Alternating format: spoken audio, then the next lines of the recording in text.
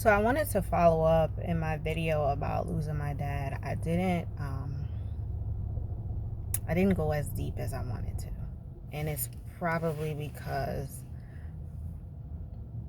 I'm not always ready. And I didn't want to cry, even though I did. When I lost my dad, like I explained, it was part of my identity was lost because I identified largely with him. A lot of my family identifies me with my dad. My family calls me Little Elliot, which to some degree is true. I am also a little Gloria because they both took part in raising me. I ended up looking just like my dad. So a lot of people noticed after my dad passed that I was like a shell of who I used to be.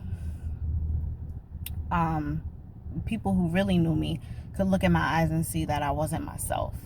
And to be honest, I didn't know really who I was anymore.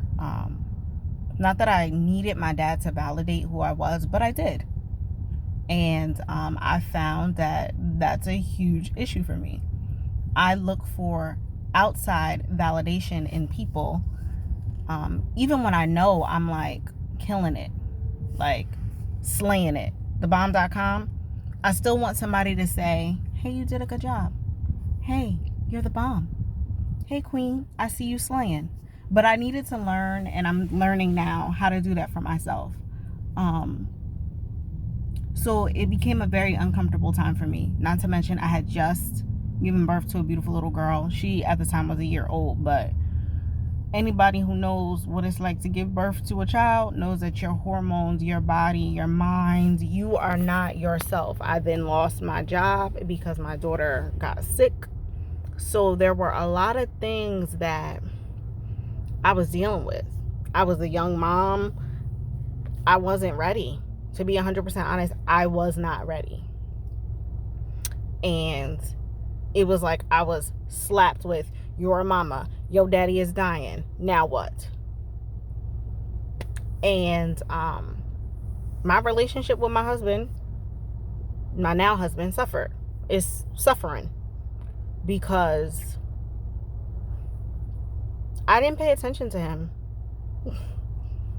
I'm not going to sugarcoat it. I'm not going to pretend to be something on here that I'm not. I did not, honestly, not that I didn't give a fuck, but to some degree I didn't, because I had lost my dad. I had just went through something traumatic, on top of which of giving birth, not feeling beautiful, not feeling comfortable in my own skin, to lose my dad, and then be faced with being strong for my mom, strong for my sisters, just trying to be the strong one because that's what my dad told me I was supposed to be. And when I say my relationship suffered and is still suffering, it's real. Do I love my husband? Yeah.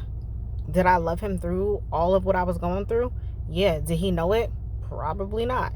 He says he didn't, which I gotta take his word for it because he was living it. But it wasn't easy. It's not easy to deal with that. Because I've just got back to who I was, or who I want to be, not who I was, because I didn't want to go back to the past.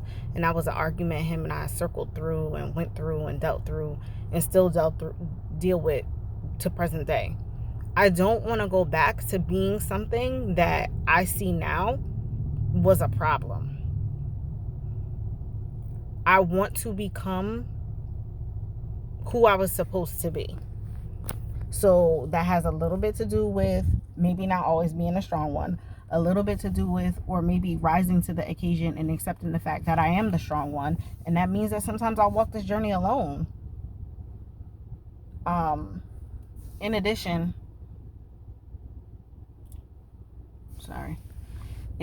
it also means that I have to undo some of the things that I was taught to do, undo some of the things that I agreed to. And it's not easy. It's also very difficult when your support system is like a little messed up sometimes, because they don't all the way understand you. They don't know how to give you advice. I don't want anybody to fix me. I've never needed someone to fix me. I wanted people to just be on the journey with me as I fixed myself. And then when I came to them for constructive criticism, for them to provide it. But everybody is always so ready to go, oh, Ashley, here's this, and Ashley, here's this. I'm not asking for your advice. I don't want it. I'm real good on that. Real good.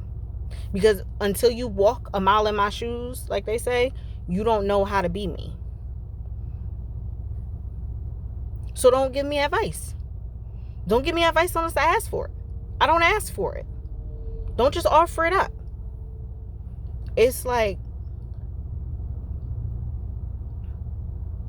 a lot of things from losing my dad and myself, that coming into myself has been like, whoa, like, hey girl, thank you for finally showing up.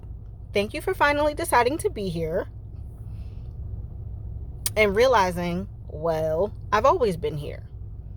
But I needed to own up to the fact that I wasn't living my truth, walking my truth, living in my purpose, doing what I needed to do. It's crazy. And it sucks, for real. Like, I love my sisters. I love my sisters with everything. They kids are my first babies. Like, before I had a daughter, I was an aunt. And realizing that I needed to be strong for them in a way was like a catch-22 because I'm the baby. So how am I strong for people older than me? But I had to be that. I am going through a journey and living a life and having experiences where I don't need them to carry me, worry about me, nurture me. Like, I'm good. I'm gonna have moments, I'm gonna have situations, but in general, I'm good. So like, what people offer to me, sometimes I don't need. What people provide to me, I don't need, because I have it within myself. So I say all of this to say, when you go through a traumatic experience, sometimes what it is doing is changing you fundamentally as a person, because it has a larger purpose. It is guiding you to undo all of the crap that people have taught you is okay. Is that messed up? Yes, because sometimes these experiences happen before you've even really formulated who you are going to be as a person.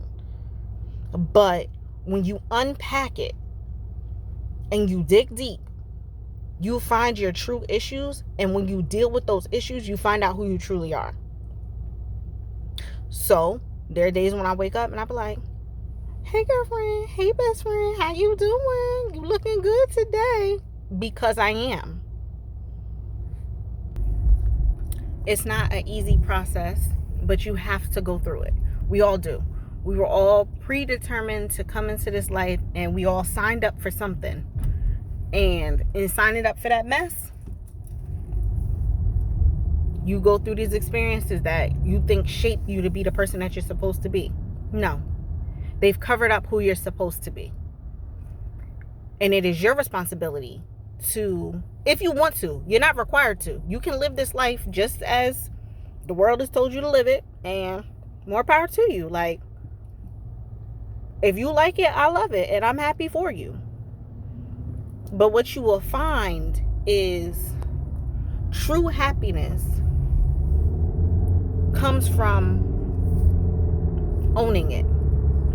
True happiness comes from the place of, I'm not happy, but I want to be happy, and what you do to get there. And what I will tell you, I'm happy. Every morning when I wake up, I'm not always like, oh, I'm so happy to be alive, like smiling, living my life like it's golden, because it's a work in progress. But I am happy to be in this place, to be around such an awesome tribe of people who are guiding me constantly. Major shout out to Kim Warner. Miss Kim, I love you and I appreciate you. You know that goes beyond words. Kamoy, major shout out to you because your realness, I need it. Shout out to like just the entire community that I'm a part of. Naila, Jasmine, Kimberly, Sam, all of you. Major shout out to you guys because your support like is phenomenal. So what you find a tribe. Like, shout out to my best friend Maja for being like my wife support. She's my only married friend sometimes. So just like let things happen, but don't let them control you.